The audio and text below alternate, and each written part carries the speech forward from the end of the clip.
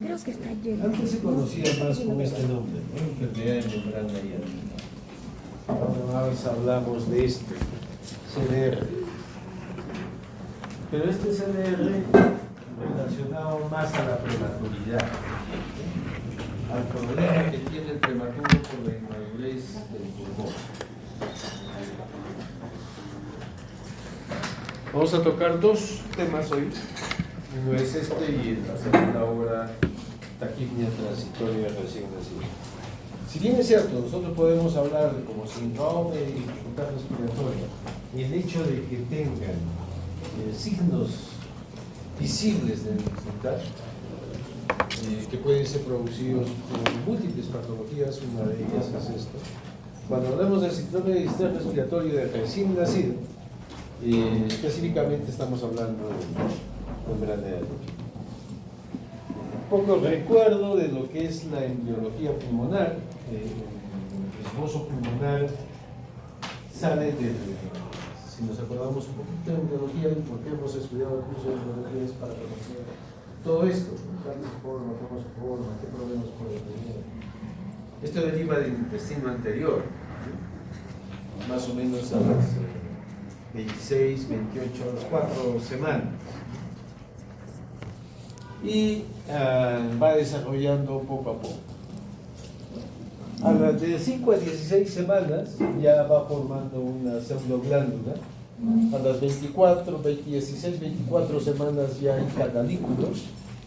A las 25 a 38 semanas ya es la fase sacular, en las cuales puede ser respirable y tener algo de intercambio gaseoso. Y a las 38 semanas, a 2 o 8 años, es la parte alveolar. No es que el niño nazca con un pulmón maduro. El pulmón del niño termina de madurar casi a los 7 u 8 años. Por eso es donde siempre van a ver que los niños son los que más problemas respiratorios tienen, los menores de 5 años sobre todo, ¿no? Y hay un programa del Ministerio de Salud, que es el programa de control de enfermedades respiratorias agudas. Entonces, la enfermedad de membrana diática es un cuadro de dificultad respiratoria, principalmente del prematuro. Digo principalmente porque también pueden ser algunos niños cerca al término o a término que por X motivos pueden tener una mala función de su respiración y que es progresivo desde el nacimiento. Esa es una característica en relación a la taquipnia.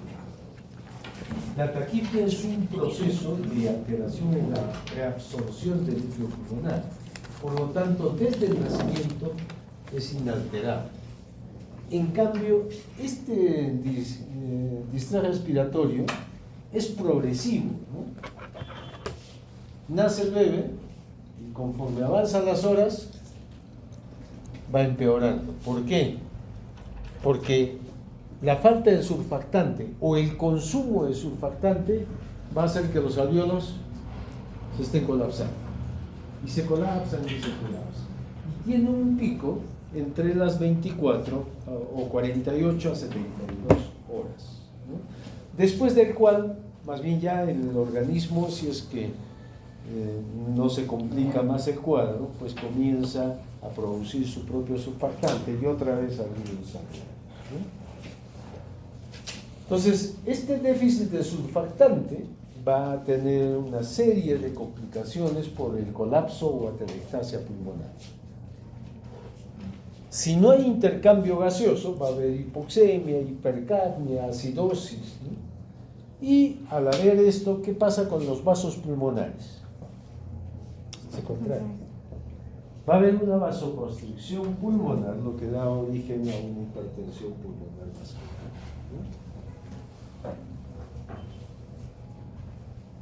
La incidencia, más o menos, es, si tomo al total de recién nacidos, de 0.5 a 1%. Si solamente tomo a los prematuros, 10% de los prematuros. Pero esto varía. Esto varía. Si yo tengo prematuros tardíos, 2%. Si tengo prematuros ya moderados a tardíos, entre 33 a 35 semanas, 10 a 15%, entre 29 a 32, 30 a 60%, y entre 26 a 28 semanas, 60 a 80% que van a ser membrana diaria. O sea, es en relación a la edad gestacional, ¿no?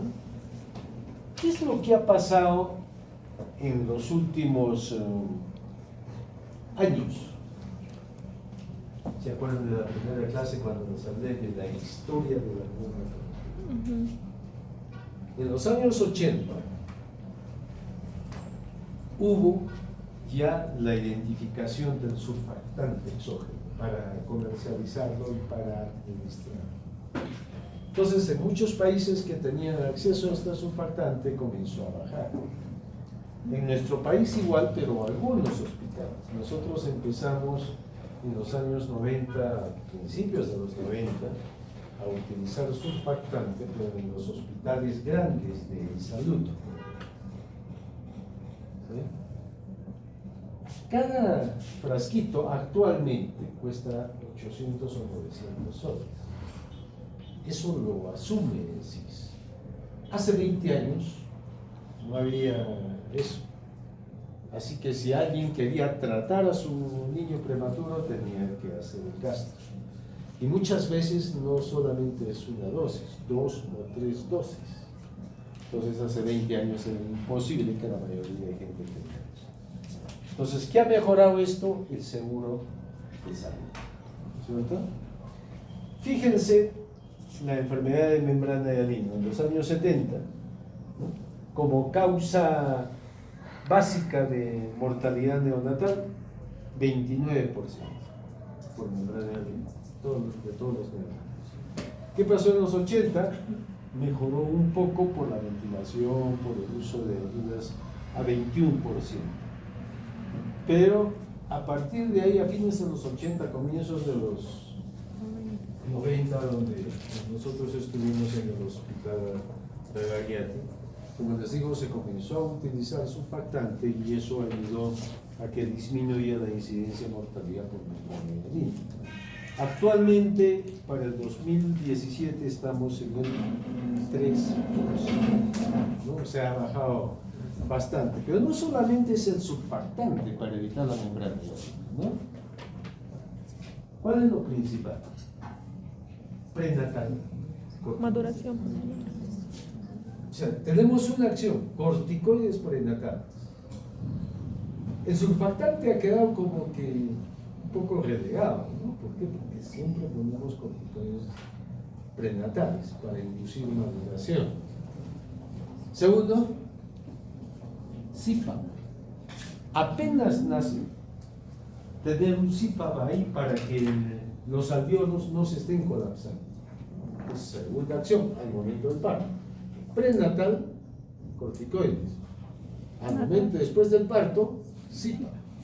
Y el surfactante lo hemos relegado a la evolución, cómo va ese bebé. No todos ya me van a presentar membrana de Alino.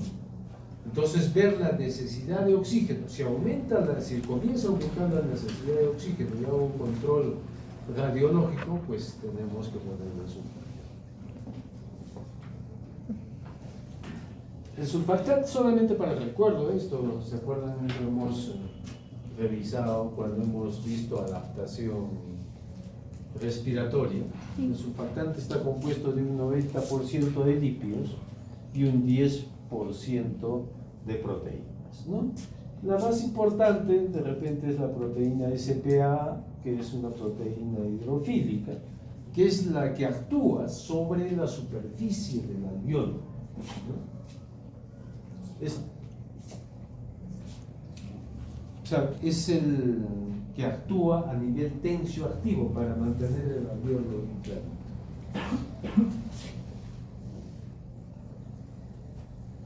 ¿Qué es lo que pasa? ¿Qué eventos suceden? Empezando desde la inmadurez pulmonar. La inmadurez pulmonar significa que va a haber poco surfactante. El poco surfactante va en relación a la edad gestacional. Mientras menor sea la edad gestacional, menor surfactante tiene. Si el alvéolo se colapsa, eso se llama atelectasia, ¿no?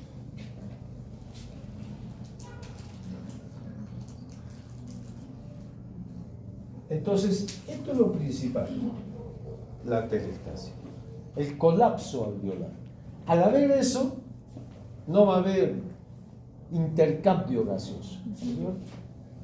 Y lo que vamos a tener es una anoxia tisular. El niño tiene hipoxemia. Hipoxemia significa baja cantidad de oxígeno en sangre. E hipoxia tisular significa cuando no llega el oxígeno a sangre, los tejidos tienen poco oxígeno. Al tener los tejidos poco oxígeno, ¿cuál es el metabolismo que haga? Anaerobio. Entonces se produce la glucosa por la vía anaerobia y como consecuencia de esa glicólisis anaerobia se produce ácido láctico, ¿cierto? Todo lo que produce la acidosis. Y esto hace hipertensión pulmonar y los shunt de derecha a izquierda, o sea, como si fuera una circulación total. Entonces, es un problema, ¿no es cierto? Es una serie de cascada del proceso de hipoxia. ¿Quiénes están más propensos a tener menos surfactante? En primer lugar, siempre los prematuros. Siempre va a haber una relación con la prematuridad. Cesárea sin trabajo de parto. ¿Qué es lo que produce al final del trabajo de parto? Estrés y producción de catecolaminas. Y a veces esas cesáreas sin trabajo de parto pueden condicionar que hay muchos que dicen que la taquidia también tiene relación a esto, a que no hay trabajo de parto, ¿no? Por eso lo relacionan mucho con cesáreas. Antecedente de enfermedad membranaria. Yo he visto niños de 36 semanas que han hecho grados severos de membranaria y eso es en relación muchas veces a la genética. Hemorragia materna, porque la sangre te puede inactivar el surfactante que existe si hay una aspiración de sangre. La asfixia, también hay un hiperconsumo del surfactante. Hijo de madre diabética, la insulina es el problema que interfiere con la acción del surfactante e induce menos producción. Al igual que la eritroblastosis fetal, la eritroblastosis fetal induce hiperinsulinemia, ¿cierto? Entonces va por el mismo mecanismo. El sexo masculino, si me preguntan, ¿por qué el sexo masculino? Siempre está relacionado el sexo masculino a mayor problemas de morbimortalidad. O sea, es falso eso de que la mujer es sexo débil, ¿no? Es completamente falso. La mayoría de mortalidad, 60% es varones en neonatos. O sea, en la primera edad ya de inicio ya hay más mujeres. ¿Y de viejos? También. O sea, la mujer se muere más. No, es más dura de matar. Vive más. Por eso hay más mujeres, dicen. Ahí se jacta de que 2 por 1, 3 por 1, ¿cuántas? Segundo gemelar. En gemelos, siempre el segundo está propenso a hacer más distrés respiratorio. ¿Y esto es relación a qué? A que el segundo gemelar es el gemelo ocioso, el flojo, el que no hace nada. El que está primero, el que está encajado, ese está más en estrés. Por lo tanto, madura primero. El otro está ahí. Y esa es la causa por la cual el segundo gemelar pues tiene más riesgo de membranaria. Si es que nacería en la clínica. Entonces, es un cuadro de dificultad respiratoria de inicio al momento de nacer y progresivo. la dificultad respiratoria siempre va a tender a aumentar desde el nacimiento hasta las 48 a 72 horas. Esa dificultad es el acné, digamos, del cuadro de insuficiencia respiratoria. En las primeras horas ustedes es importante vigilarlo porque ahí es donde tenemos que decidir si le vamos a poner o no surfactante.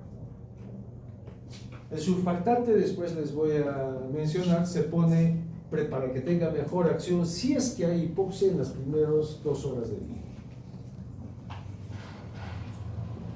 Hay edema, diuresis disminuida, ¿no? Como les digo, agravación al tercer día y después del cual el cuadro mejora. Hay palidez, pulsos a veces periféricos más débiles y signos de dificultad respiratoria. Para esto se creó por el año 56, hubo 2 médicos que realizaron un test para evaluar dificultad respiratoria prematura, que Silverman son los apellidos y Anders, ¿no?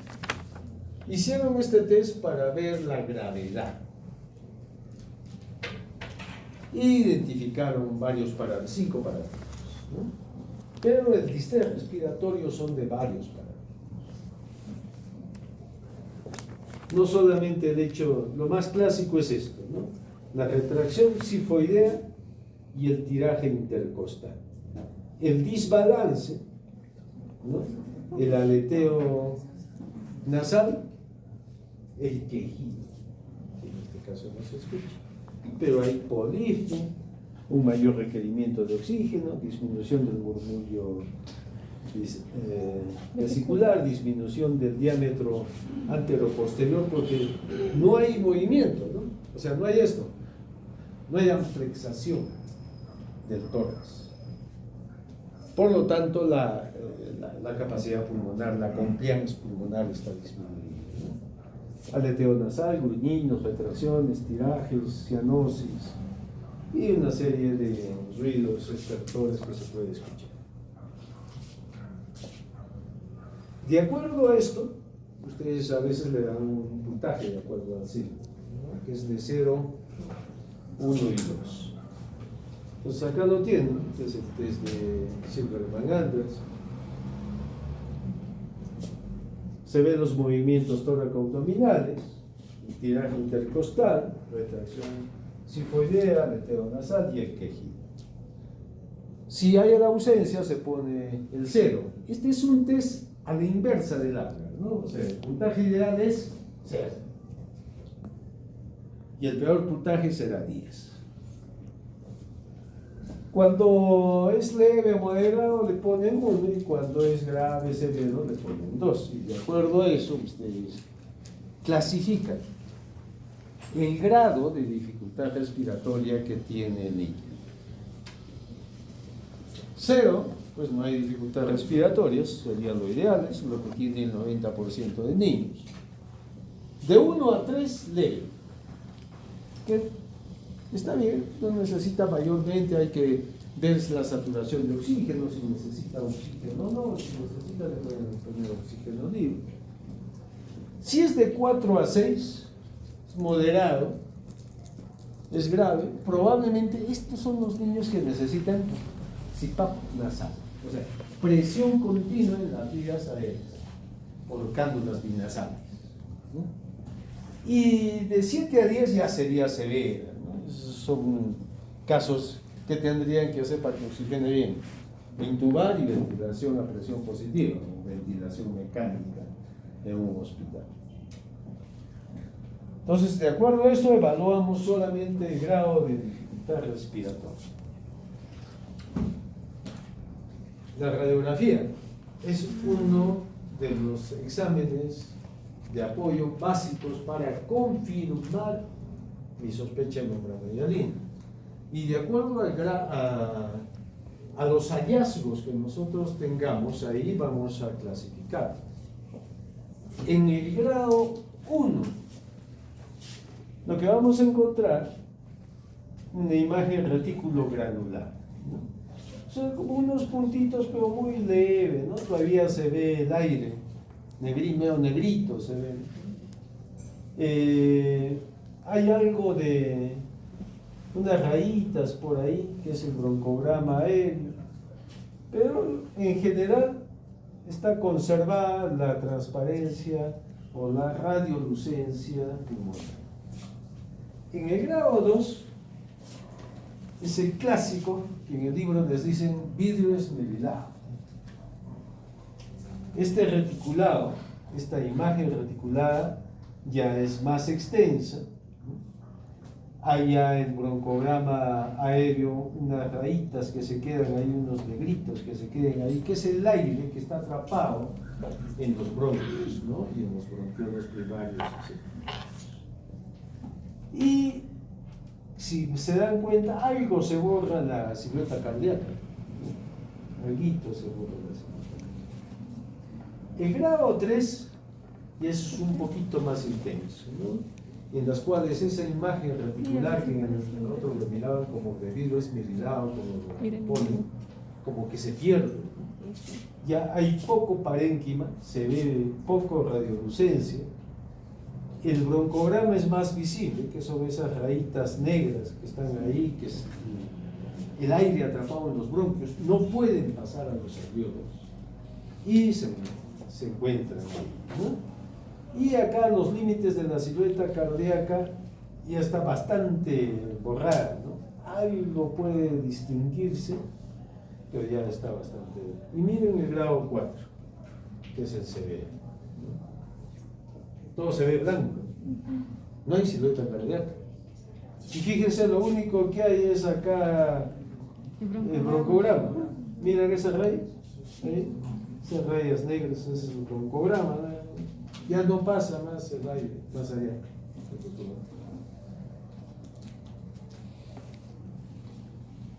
Igual acá, otra imagen, primer grado, segundo grado, tercer grado, cuarto grado. Acá hay unos que lo clasifican en moderado y severo, pero igual se ve ese infiltrado de vidrio esmerilado, ¿no? Este es un pre y post a surfactante. Antes de surfactante, en las cuales hay severo, después de surfactante. Ojo que acá, de este grado 4, ¿a cuánto habrá pasado? Al grado 2. Pero no es que no tenga, ¿no? Ha mejorado. Porque acá todavía se ve el broncograma, se ve infiltrado. Ahora, esto funciona, el surfactante funciona cuando se lo administra precozmente, en las primeras horas. Porque después, a veces esto ya está en ventilador, entonces cuando está en una UCI y está en ventilador, pues sí ponemos. Pero ¿qué pasa si no? El alvéolo está cerrado. ¿Cómo llega el surfactante? La única manera es con ventilación a presión positiva. Entonces, poco a poco, por ahí con la ventilación mecánica, va abriendo 1, 2, 3, 4, uno por uno los alvéolos. Eso se llama reclutamiento. Eso es lo que podemos hacer en el hospital. Ustedes no van a tener surfactante. Entonces, ¿qué me tienen que hacer? Amenaza de parto prematuro por glicosio. Por mala suerte, no lo refirieron a tiempo. Y les nació con ustedes sí. Un CPAP artesanal en cuanto sea. Vamos a aprender a armar un CPAP artesanal cuando hablemos de oxigenoterapia. ¿Sí?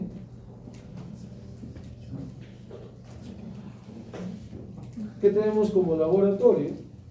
Hay varias pruebas para identificar madurez pulmonar. Uno de ellos es el test de Clemens.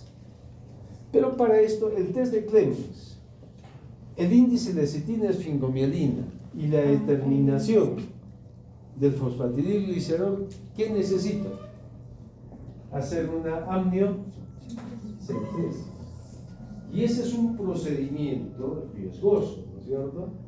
Entonces, evaluar si realmente necesito hacer eso. Eso en un centro de salud ustedes no lo pueden hacer. La radiografía es lógico, es un examen auxiliar que es necesario para confirmar y tipificar el grado de densidad pública. Y también el análisis de gases arteriales para ver cómo está el CO2, cómo está el oxígeno, cómo está el pH.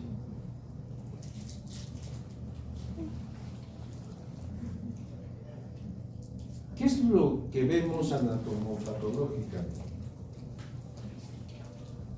Membrana hialina. ¿Qué significa? Membrana hialina. Significa que hay una membrana de tipo hialino en los alveolos. ¿Sí? Ahí en los alveolos está. Entonces, macroscópicamente podemos ver en los pulmones una consistencia parecido al hígado. O sea, es como una hepatización del pulmón por todas las membranas esas que están metidas en los alveolos. Y lo que se puede ver es una atelectasia y congestión ahí de los capilares, y hay a veces el niño, cuando ya está con un cuadro avanzado, puede haber secreciones de tipo sanguinolento, justamente por eso, por la congestión de capilares intraalveolares, y comienza a haber secreciones por pulmón, ¿no? Que los alveolos va a salir así. Entonces es un cuadro bastante severo si es que no hacemos nada. Los criterios clínicos de diagnóstico: comienzo precoz, de agregamiento progresivo en las primeras horas, hasta las 48-72 horas después del cual comienza a mejorar si es que no se ha muerto. Cuadro clínico compatible con todos los antecedentes de ser una gestación prematura. Radiografía compatible. Requerimiento de oxígeno más de, en promedio, 0.35 de FiO2 en algún momento. Cuando yo hablo de FiO2, ya saben, es 0. y fracción. El FiO2 es la fracción inspirada de oxígeno, fracción de la unidad. Por lo tanto, va de 0,21, que es el oxígeno del aire que respiramos, a 1, que es el 100%. Y es equivalente, y es igual que ustedes me digan FiO2 0,21 a 1, o a concentración de oxígeno 21 a 100. ¿Sí? Es igual. ¿No? Que mantengan la signología respiratoria por lo menos 48 horas. Hay muchos niños que me los mandan del periferio, y cuando llegan al hospital, sobre todo esos prematuros moderados o tardíos, ya no tienen dificultad respiratoria después de las 8 o 12 horas. ¿Qué fue? Adaptación. ¿Qué son esos casos?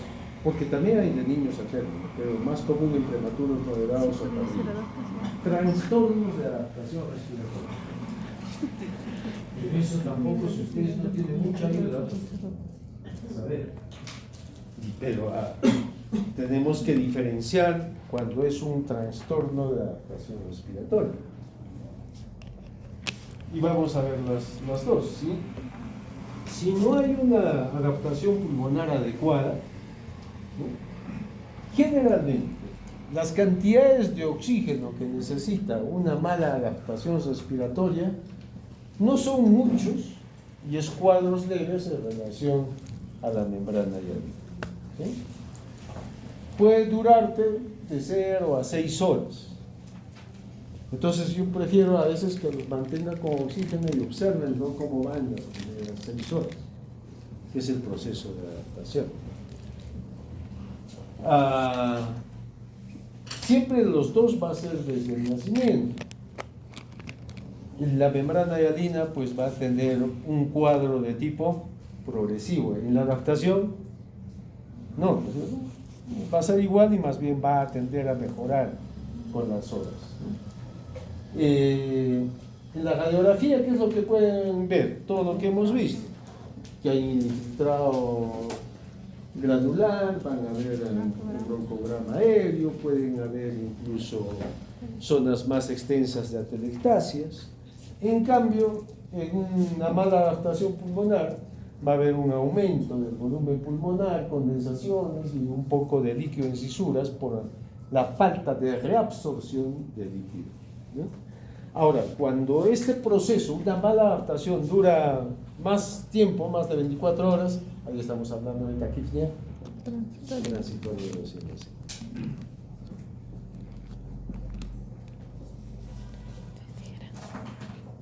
¿Qué hacer con un síndrome de estrés respiratorio del prematuro?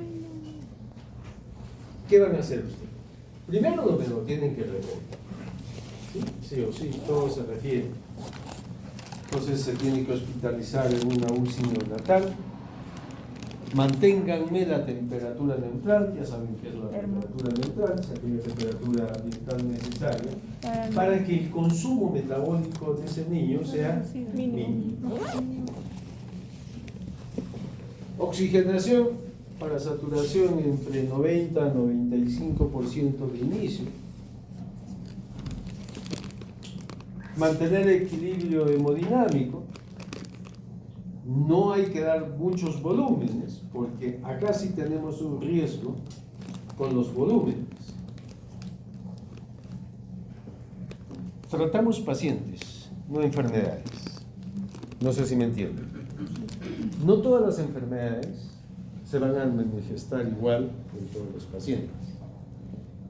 Yo les he enseñado, a ver, un prematuro de 33 semanas. En su primer día, ¿cuánto recibe? 80. ¿Sí? Pero pónganse que ese niño tiene membrana hialina. Pónganse que ese niño retiene líquido, está con edemas, no está manejando bien su líquido. Acuérdense que hay una redistribución de líquidos y no todos lo hacen.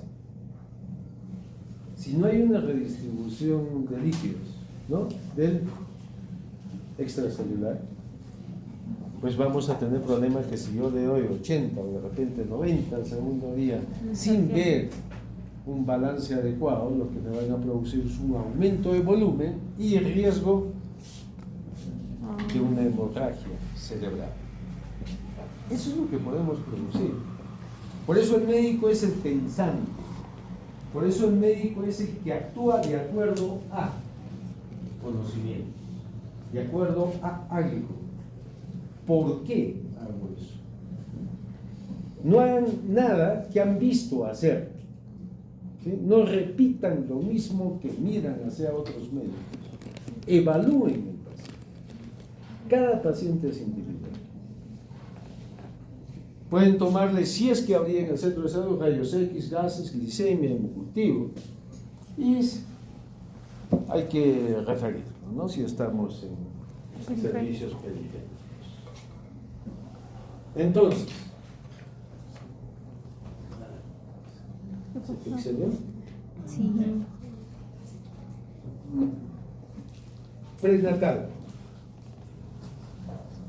Corticoides. ¿Sabemos ya tratar? Sí.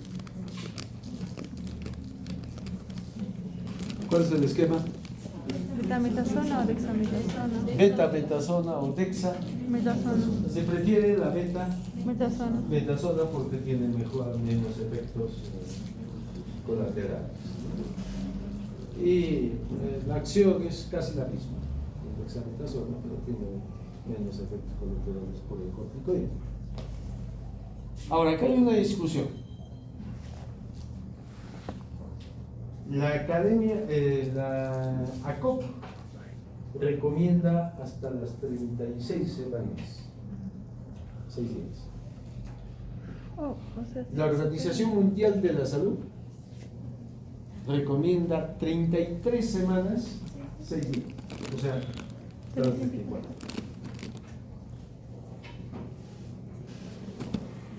Los corticoides no son inocuos. Tienen también efectos en el neurodesarrollo futuro del bebé. ¿No? Si tiene efectos benéficos, también tiene efectos que pueden afectar. Por eso, antes, yo me acuerdo hace 20 años, por ejemplo, se repetía cada 7 días la maduración pulmonar, si es que no ocurría el parto. Ahora no. Ahora, si hay amenaza de parto, sí se puede, 33,6, menores de 24 semanas. ¿Cuál es la recomendación que se hace? De entre las 34 a las 36. Si es inminente un parto y tiene patología asociada en las cuales uno piensa que ese distrés respiratorio va a ser severo. Pero si no, esos bebés que no se ponen corticoides a esa edad, el cuadro va a ser leve. Va a presentar el cuadro de distrés respiratorio, pero no va a ser severo. Entonces dice, evalúen costo-beneficio. Entonces ya no es eso de que, ya de la COP dice esto, ¿a quién hacemos caso? No, les dan la libertad. Lean up to date. Tiene una revisión hasta febrero, creo, sobre todos estos casos. Bien bonito la lectura. ¿No? Lean. Pero sí, todos menores de 34 semanas, hay que ver. Betametasona, entonces, ¿cuánto? 12 cada 24 por 2, 12. 2 días. Probablemente en algunos centros no haya betametasona y le van a tener que poner dexametasona. ¿Cuál es la dosis? 6 miligramos cada 2 Cada horas 2. por 4 horas, o sea, en 2 días.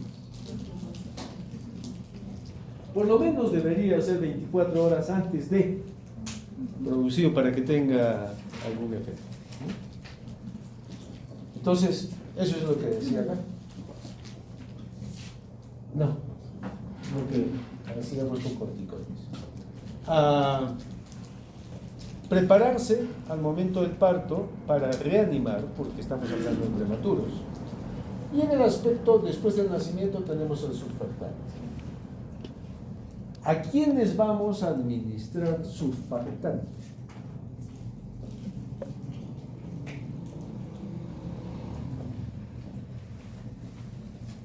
A todos los niños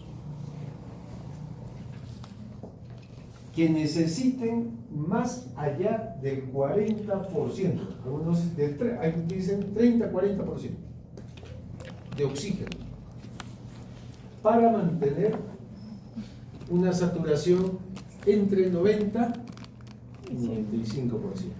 ¿Sí? Les estoy diciendo lo que decía acá.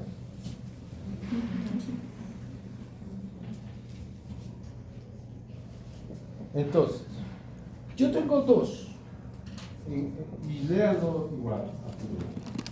Uno es ponerle surfactante por tubo endotraqueal, y otro es poner por una sondita, también hay forma. Y eso le llaman terapia mínimamente invasiva o administración de surfactante mínimamente invasiva. Porque no voy a poner un tubo, ¿no? Solamente voy a poner una sondita, igual con el laringoscopio, pongo la sondita, lo fijo y administro por la sondita el surfactante. Entonces, lo clasifican otros en el hecho de, ya, si es por sondita 30 y si es por tubo 40% espera. O sea que si necesito más de 40% de oxígeno para mantener una saturación entre 90 a 95. ¿Sí? Es la indicación. Siempre mantener un ambiente térmico neutro. Lógicamente, ustedes ya saben poner un endovenoso, Entonces le van a administrar un endovenoso.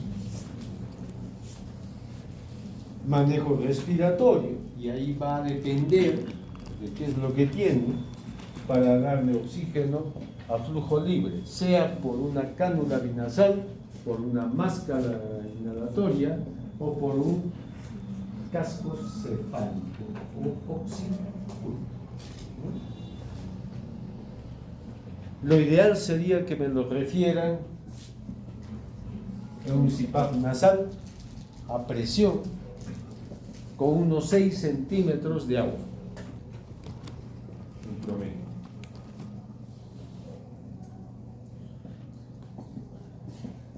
Y esto ya está para la unidad de cuidados intensivos neonatales. Probablemente nosotros sigamos con el CPAP, ¿no? Y vamos a seguir con CPAP. Si no le pusieron, de repente nosotros le vamos a poner un surfactante y después del surfactante le ponemos el CPAP. No necesariamente lo vamos a hacer.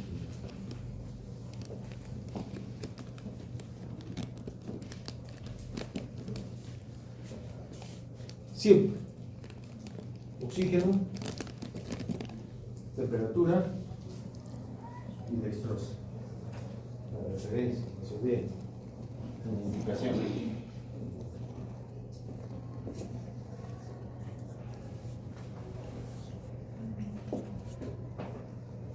Hay dos momentos en los cuales puedo decidir administrar surfactante. Una es temprana, ¿no? En las primeras 2 horas de vida. Esta es la más efectiva porque estoy evitando que haya más colapso.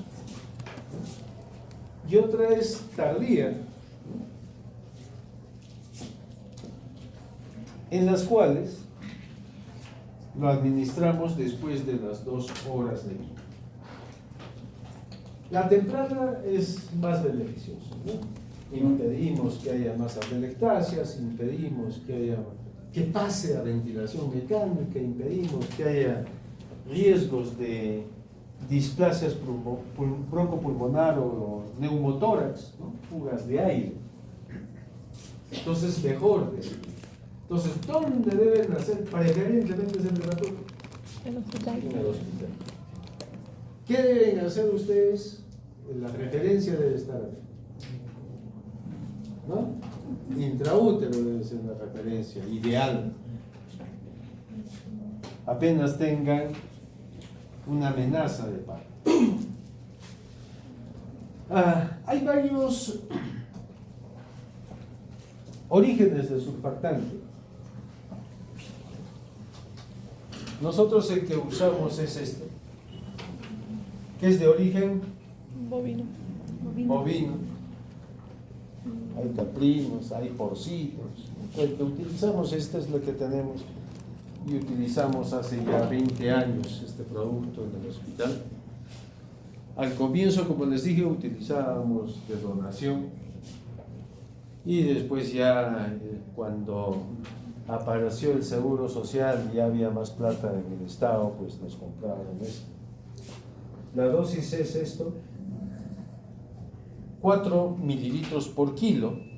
El frasquito ya viene preparado, viene refrigerado. Esto no se puede mantener a temperatura ambiente.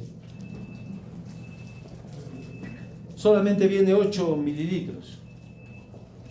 O sea, máximo para un niño de 2 kilos. Es 4 por kilo. Ahora, si yo tengo un niño de 1 kilo, le pongo 4, no es que los siguientes 4 lo guardo para después. Se desecha y sale otro frasco. Acuérdense que es una sustancia que metemos dentro del pulmón. El riesgo de contaminación es alto y con el tiempo también, ¿no? Esto es lo más importante. Tratar de ponerlo en presión continua en las vías aéreas a nivel nasal. Apenas nace, nosotros llevamos muchas veces el CIPAP a sala de partos. Lo llevamos a sala de partos, ya armado. Nace el bebé, lo secamos, le ponemos ahí y después continuamos con el resto de la atención inmediata. Por eso les digo, o sea, tienen que estar preparados, sobre todo en esos niños de muy bajo peso, los menores de 1500 o menores de 32 semanas, que son los que más riesgo tienen de hacer la memoria.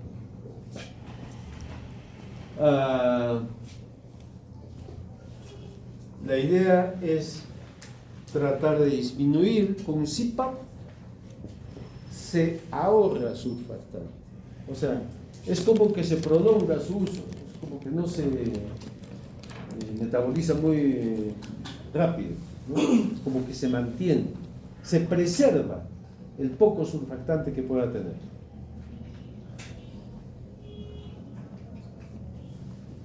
Previene atelectasia y lesión pulmonar. Preserva la función del surfactante. Si ya fracasa, vamos a tener, si yo utilizo un FiO2 más allá de 0.4, pues ese niño va a tener que pasar a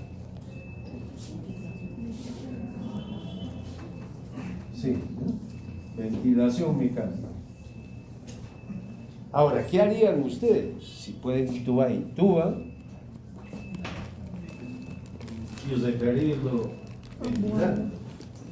Nosotros no siempre hemos tenido ventiladores o esas unidades que ven ahora en el hospital que son muy bonitas, que teníamos de todo.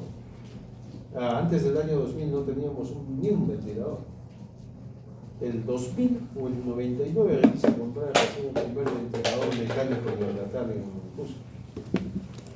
¿No? Lo tuvimos ahí. Antes no teníamos, por lo tanto, había internos que fungían de ventiladores mecánicos.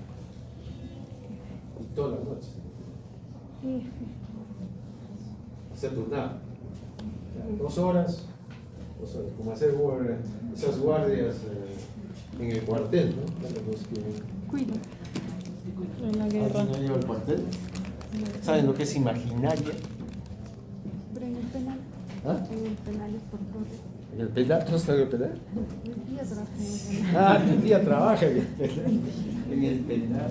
Imaginaria es aquel cuartel, hacen turnos durante la noche en la cuadra son los dormitorios, y vigilan por horas, de 9 a 12, de 12 a 3, de 3 a 6 de la mañana. No es que haya estado en el cuartel, he estudiado en un colegio militar, pues, es parecido. Entonces, el interno 1, de 9 a 12, interno 2, enfermera, o el médico, muchas veces. La idea era tratar de salvar en algo la falta de equipamiento en el hospital. Pueden hacer una referencia, ¿cuánto demora? Dependiendo del lugar, promedio. Busco. 4 horas. 4 horas. Promedio 4 horas, ¿no? Por ahí máximo 6 horas. Ha bajado. Si imaginan en los 90 cuánto duraban de Santo Tomás acá, 12 horas. Si todo era trocha, no había pista. Ahora pues más rápido. Igual que Yabamba, ¿no? La pista llegaba solamente hasta Ollanta. Entonces, 4 o 6 horas, sí, si pueden intubar, intuben. Ventilando, ¿no? Ventilo, 2, 3, ventilo.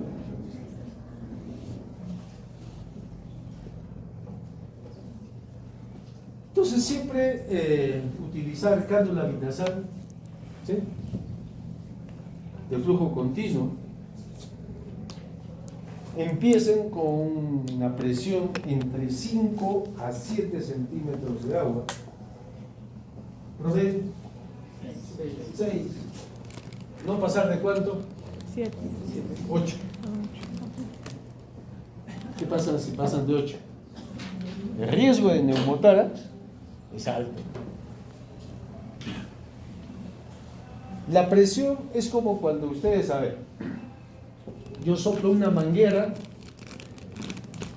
4 centímetros debajo del agua. Yo necesito una presión, ¿cierto? Sí. Le meto hasta 8. La presión, lo que tengo que soplar es mayor. Tengo que hacer mayor presión. Y esa mayor presión puede condicionar un neumotor al mismo. Entonces hay que tener cuidado.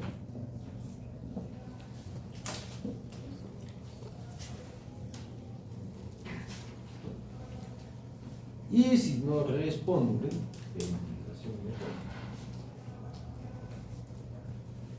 cuando, sobre todo, en acidosis respiratoria, pH menos de 7.2, en las cuales el CPAP no es suficiente, porque acuérdense, el CPAP mantiene una presión al final de la expiración. ¿Sí? ¿Qué es lo que aumenta?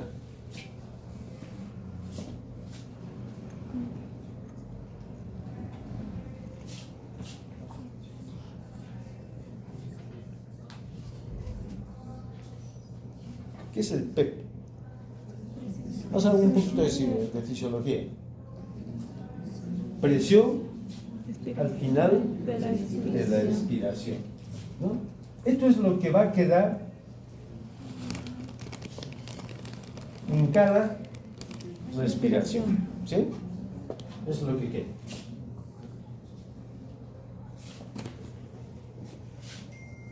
Sube.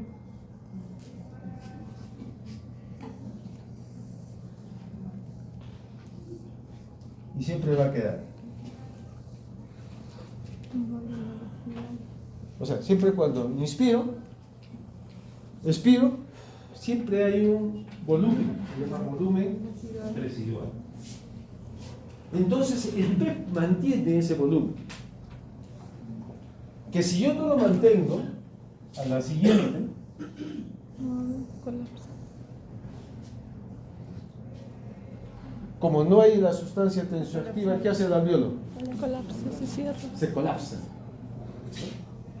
Entonces si yo digo, ya le voy a poner,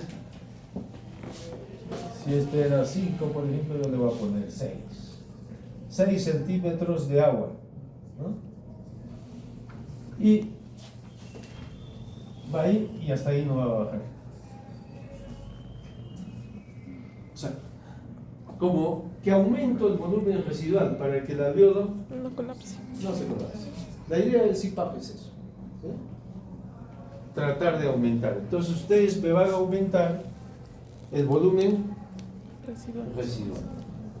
Pero si ya es mucho, pues cada vez va a estar más inflado. ¿Y qué es lo que pasa con ese alveolo? Puede reventar. No me gusta ver comer en mi clase, porque es como que está cerca del almuerzo. Primero que es tema de educación y segundo que no sé. ¿Sí? Porque parece que estás como en el refrigerio, pero no en una clase. Así que entender el agua, que sí es básico, pero estar comiendo ya. Hay horas, no me voy a demorar mucho, ahorita termino. Entonces, si yo fracaso, voy a tener que pasar a ventilación mecánica. Pero eso ya es en el hospital. Decidirá en el hospital. En las cuales ya hay una alteración del oxígeno, hay hipoxemia, con una baja de la presión arterial de oxígeno menos de 50, o hipercapnia, un aumento de la presión arterial de CO2 más de 50, aunque hay una corriente que se llama hipercapnia permisiva, que es hasta 60, o sea, tolerar hasta 60 milímetros de mercurio de presión de CO2. Pero en general es para oxígeno 50 para abajo, para CO2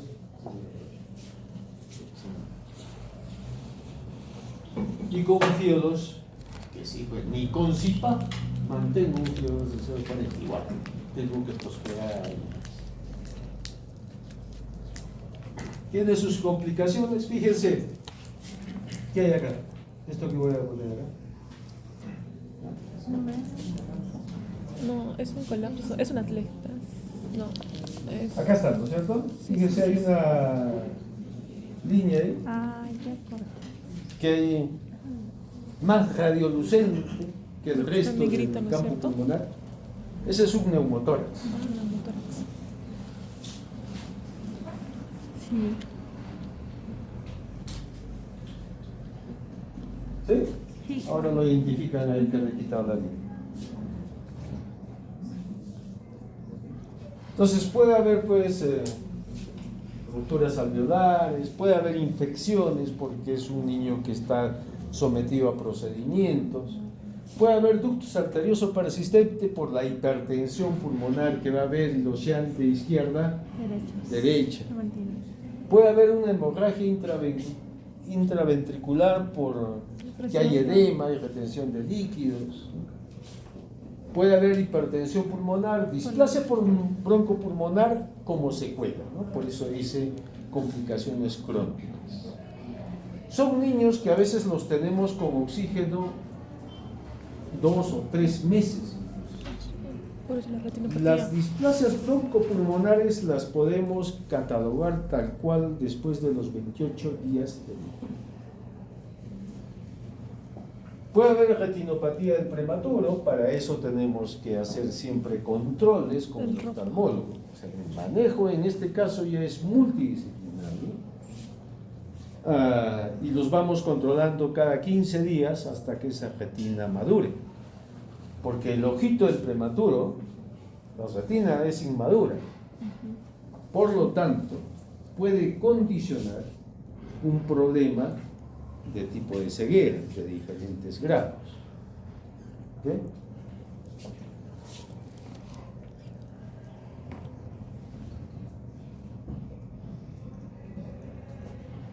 El ojito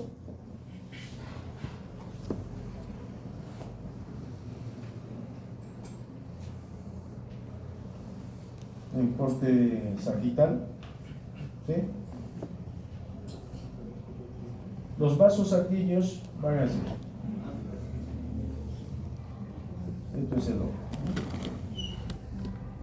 Y hasta ahí no va a llegar. ¿Qué hace el oxígeno con este ojito de prematuro? Le hace una frontera. No, que avance. Y hace esto. O sea, no puede Avanzar.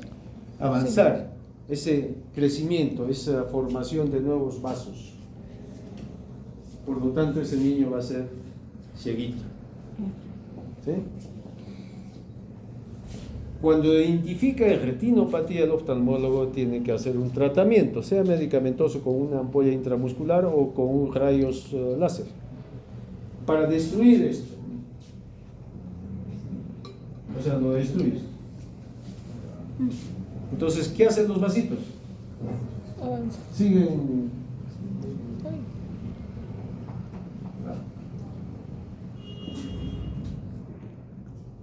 Siguen creciendo, y cuando llegan a la periferia decimos es una retina madura. madura. Mientras sea inmadura, cada 15 días le tenemos que hacer un consulta al oftalmólogo. Es lo que tenemos que hacer. Pero son niños pues, que sí, por el cuadro de estrés respiratorio van a necesitar tiempo, oxígeno. Y muy bien. Pasamos al